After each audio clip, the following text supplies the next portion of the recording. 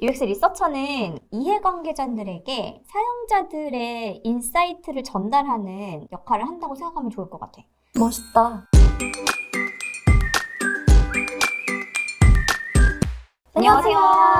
저희는 UX의 숲의 너구리 하는 고양이. 저는 허스키입니다. 저희가 또 만났어요. 오늘은 또 어떤 콘텐츠를 준비했나요? 오늘은 이제 진짜 찐으로 첫 번째 관문 잡 디스크립션을 어떻게 봐야 하는가. 그래서 일단 저희가 이 UX 필드에 되게 다양한 직무나 역할자들이 구성되어 있는데 다루려고 하는 직무들은 UX 리서처와 그리고 서비스 혹은 UX 기획자 그리고 플랫폼 혹은 프로덕트 디자이너 그리고 UI 디자이너 이렇게 크게 4가지 직무에 대해서 다루려고 하고요. 어떤 역할들을 하고 실제 잡 디스크립션들이 어떻게 나오고 있는지에 대해서까지 살펴보도록 하겠습니다.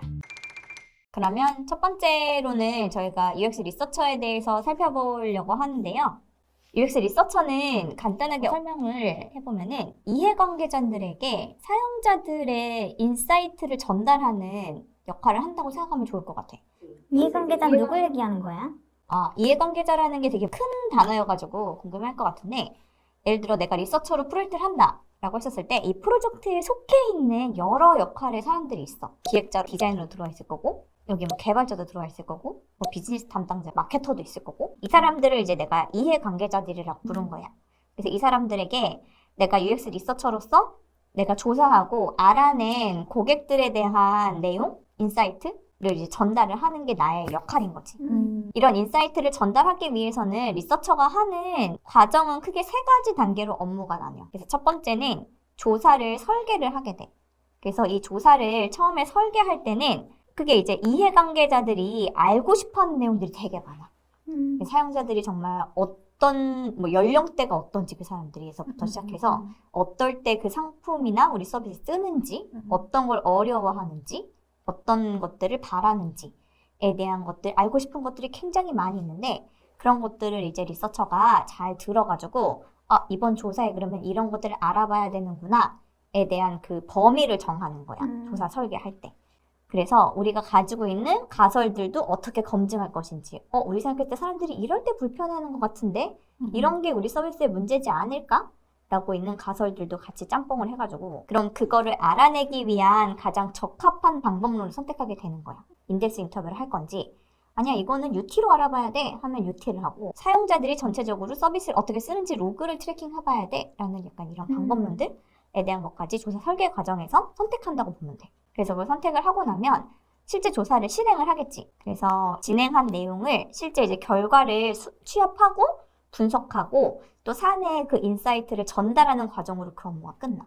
그래서 이때 사실 리서치를 하는 가장 큰 이유 중에 하나는 디자인의 근거를 제시하는 거야. 데이터로서. 우리가 이거를 우리 디자이너가 디자인하고 싶다고 이렇게 하는 게 아니고 마케터가 이렇게 마케팅하고 싶다고 하는 게 아니라 우리가 실제 고객들을 만나봤더니 이런 문제가 있다 아니면 이런 게 필요하다라는 근거를 이런 리서치를 통해서 우리가 알아낸 거고 그래서 이런 걸 이렇게 해야 돼 라는 작업을 뒤에 이해관계자들이 할 수 있도록 리서처가 이 업무를 한다고 이해하면 좋을 것 같아.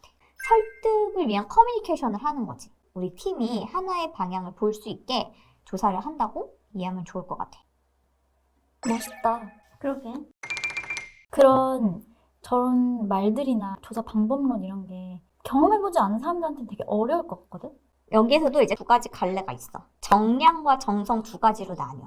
이 정성 같은 경우는 우리가 그 고객이 실제 그 서비스를 쓰는 맥락이나 이유 왜 그렇게 하는 거야? 라는 것을 알아야 되는 경우에는 정성의 방법론을 쓰고 그 이유보다는 지금 현재의 상황이 어때? 어떤 게 비중이 더 높아? 어떤 걸 더 많이 써?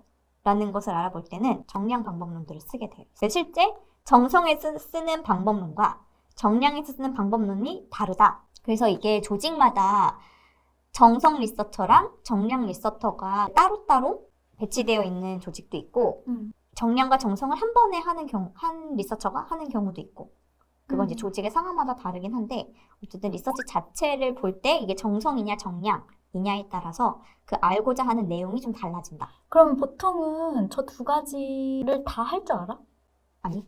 그럼 저 2가지 중에 하나만 잘해도 리서처가 될 수 있는 거야? 뭐 내가 이제 정성 리서처로 나가겠다 하면은 정성 쪽 방법론들을 내가 잘 활용할 수 있어야겠지. 너는 뭔데? 적으로. 나는 정성 리서처야. 근데 그 팀 내에서 정량 리서치도 수행해? 하고 있어. 음. 그래서 나도 지금 조직에 와서 이제 정량 리서치를 겸해서 하고 있거든. 여튼 두 개 다 잘해야 들어가는 건 아니다. 그치, 어쨌든 자기가 정량이 주력이냐, 음. 정성이 주력이냐 정도는 가지고 있는 것 같아. 음. 근데 되게 그냥 일반적으로 UX 리서치라고 하면은 사실 정성 쪽에 더 가까워. 왜냐면 학교에서 배우는 것도 그쪽에 훨씬 더 가깝잖아. 맞아. 그래서 사실 디자인 베이스의 UX를 하는 사람들은 그치. 정성 리서치가 굉장히 익숙하지. 정량은 디자인 약간 학과 자체가 다른 느낌?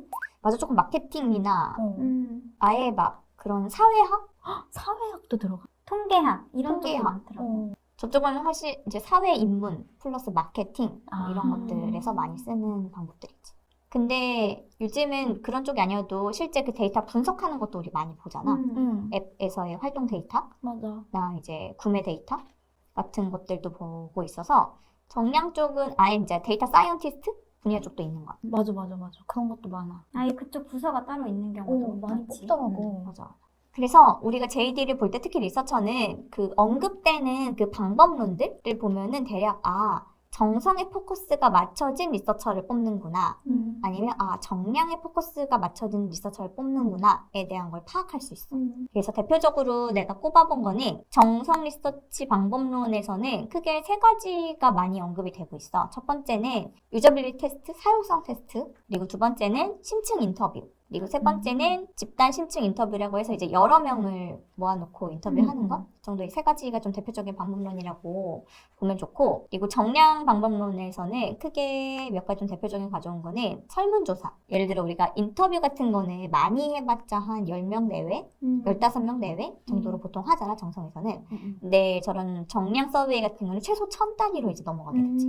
그래서 이제 많은 모색에 뿌리는 거기 때문에 한 명 한 명에게 깊이 있는 얘기를 듣기보다는 이게 2000명을 대상으로 했더니 그 중에 300명은 뭘 좋아했고 500명은 어떤 걸 더 선호하고 뭐 600명은 어떤 걸 더 선호한다에 대한 그런 비중을 확인할 때 저런 설문조사 같은 걸 정량으로 뿌리는 거고, 그리고 앞에서 얘기했던 로그 분석, 행동 데이터에 대한 것들을 저 때는 진짜 만 단위, 100만 단위까지도 로그 분석을 해서 넘어가고. 그러니까 저런 SQL이나 파이썬이나 R 같은 프로그램을 좀 다룰 수 있어야겠네. 맞아. 아무래도. 그래서 데이터 분석가들 같은 경우에는 저런 전문 소프트웨어 툴을 쓰고, 그리고 실제 저 온라인 서베이를 할 때도 간단하게 할 때는 구글 폼 같은 거로 발표를 할 때도 있잖아. 근데 훨씬 더 전문적으로 쓸 때는 그 컬트릭스라든지 그 전문 온라인 서베이 툴이 있어. 그런 것도 본 적은 있어. 어쨌든 PO들도 되게 서비스의 방향성이나 이런 것들을 고민을 해야 될 때 전문적인 리서처가 없는 조직에서는 자기들이 SQL 공부를 따로 하더라고. 맞아. 음. 우리 조직도 그런 것 같아.